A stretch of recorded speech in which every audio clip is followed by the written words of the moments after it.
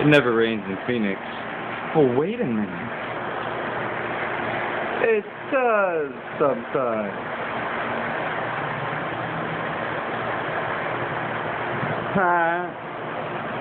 By the way, I failed my attempt in quitting smoking. I am now a smoker. And I'm living in my mom's old place. My mom's not old place, but staying with my mom.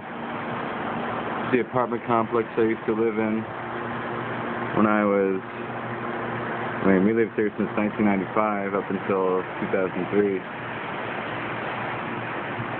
So, we actually used to live in this building right here, on the other side. And right through the staircase on the bottom floor, in the other building, straight ahead, is where our buddies John and Will used to live. But they don't live here now. Just me, my mom, my brother Scott, my sister-in-law Melissa, and my nephew Lucas and niece Ellie. Just quick update. Happy rainy day.